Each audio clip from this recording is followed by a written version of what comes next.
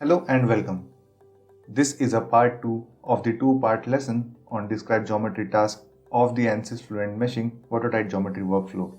Here, in this part of the lesson, we will discuss about the working details of the shared topology task and learn how to execute it.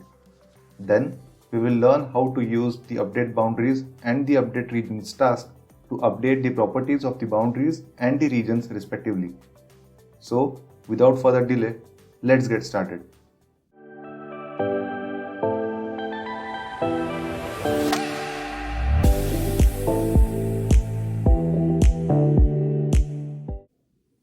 Launch Ansys Fluent in meshing mode.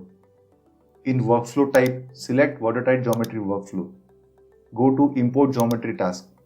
Then set file format to CAD and import the provided CAD file. Let's quickly look at our CAD model.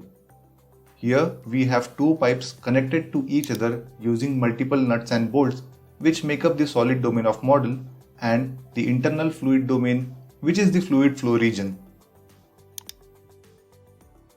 We will not be adding any local sizing and will create the surface mesh with default settings for this demo. As soon as the surface mesh is created, we are prompted with a message. The shared topology task should be added in order to proceed, and the apply shared topology task is added as a subtask under the describe geometry task. Ansys Fluent automatically adds this task to the workflow after the surface mesh is created if it detects that a multi-body part has been imported without any shared topology. Before moving to the apply shared topology task, the describe geometry task needs to be executed.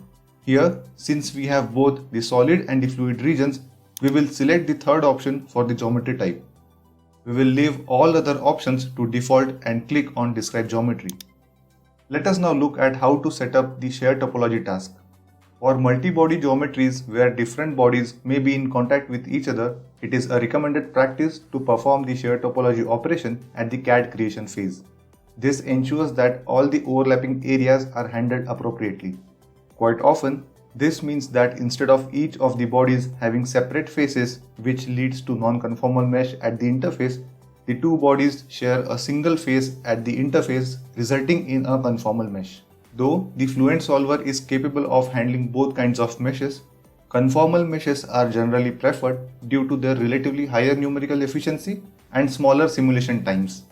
In certain cases, however, when it is only possible to perform partial shared topology, or in fact not possible to perform shared topology at all at the CAD creation phase, this operation can be performed during the meshing phase when using the watertight geometry workflow. In the apply shared topology task, we have two basic user inputs. The max gap distance is the maximum gap that is expected between two bodies. Surfaces from different bodies that are separated by a distance greater than this will be ignored for the shared topology operation. To highlight the surfaces that are marked for sharing, click on Mark Gaps. It is mandatory for the max gap distance to be less than or equal to half the min size value that was used to generate the surface mesh. Furthermore, it should never exceed the thickness of the smallest of the solid or fluid bodies in the model, which otherwise may lead to collapse of such bodies. On the other hand, it is possible that the default value is not sufficient for a few surfaces and hence needs to be increased. Therefore, precautions need to be taken while defining the max gap distance to ensure that all the surfaces that need to be shared are selected, all the while ensuring that no bodies are collapsed. The next input is the shared topology method, which is by default set to join intersect.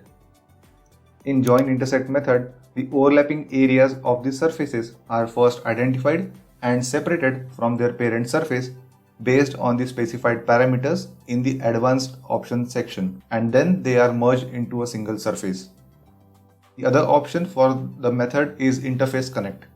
The interface connect method can be used to achieve increased robustness and speed of shared topology operation when there are matching overlapped surfaces between bodies. Matching here refers to the overlapping surfaces having similar shape and dimensions.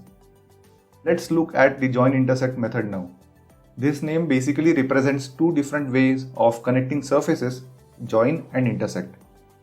The settings under the advanced options can be left at their default values for most of the cases. For more information on each of these settings, please refer to the user guide. Once the appropriate max gap distance and the shared topology method with its associated options are selected, click on Apply Shared Topology to perform the shared topology operation. As you can see here, the previously single surface for the fluid region has been split into two to join with the inner surfaces of the pipes. The new surface is also remeshed to create a conformal mesh between different objects. Next task after shared topology is the update boundaries. Although the properties of boundary zones can also be updated in Ansys Fluent Solver, it is recommended to review and update the properties of boundaries in the Ansys Fluent Meshing watertight geometry workflow itself. It can be done using Update Boundaries task. Note that this task is not available when the geometry type is only solid. So, if this task is not visible here, then it can be brought directly by right-clicking on any primary task between Generate the Surface Mesh and Generate the Volume Mesh and selecting Insert New Task, then Update Boundaries. In the Properties section of the Update Boundaries task, based on the selection type, that is label or zone, a list of boundary names is populated in the table. For this demo, we will use the zone selection type. Turn on the List All Boundaries option to make the internal boundaries visible in the table. If any of the boundary properties are modified and the Update Boundaries task has not been executed, toggling the List All Boundaries option will discard all the modifications made in the table. Therefore, it is recommended to first toggle the List All Boundaries option before making any modifications. In the table, notice that the boundaries with the pattern inlet and outlet in their label are assigned with velocity inlet and pressure outlet boundary type respectively. This is because Fluent automatically assigns the appropriate boundary conditions based on the boundary name.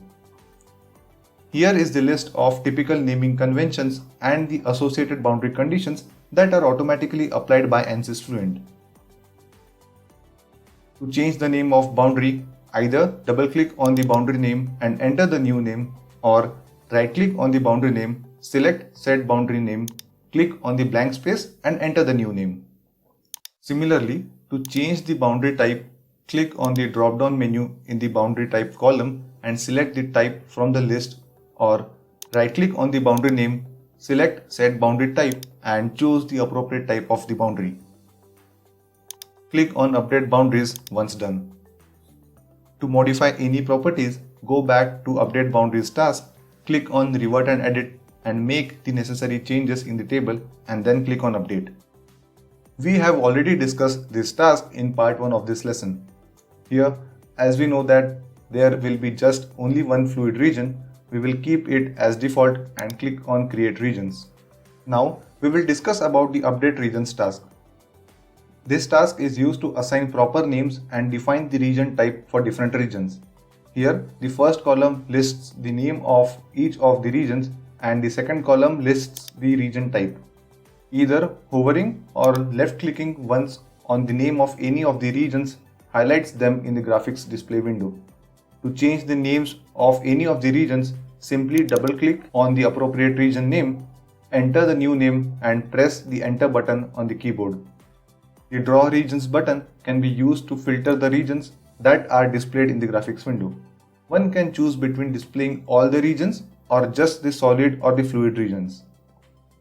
A custom set of regions can be visualized by selecting them in the table, right-clicking and selecting Draw Selections in the context menu. This context menu also has the options to change the region name or type. If a wrong region type has been assigned to a region than what is required, it can be fixed from the region type drop-down menu for that specific region. The choice of region type is between solid, fluid and dead. Note that dead regions are same as a void or a pocket in the domain and are not transferred to the Fluent solver. The Print Summary button can be used to print the information regarding the regions to the console window. Once satisfied with the region assignment, click Update Regions to confirm and move to the next task in the workflow. In case any changes need to be made to any of the settings, click Revert and Edit make your changes and click update to confirm the changes or click cancel to cancel your changes. Let's summarize what we learned in this lesson. We discussed about the working details of the shared topology task and learned how to execute it in the Ansys Fluent Meshing watertight geometry workflow. Then, we learned how to use the update boundaries and the update regions task to update the properties of the boundaries and the regions respectively. With that, let's wrap up this lesson.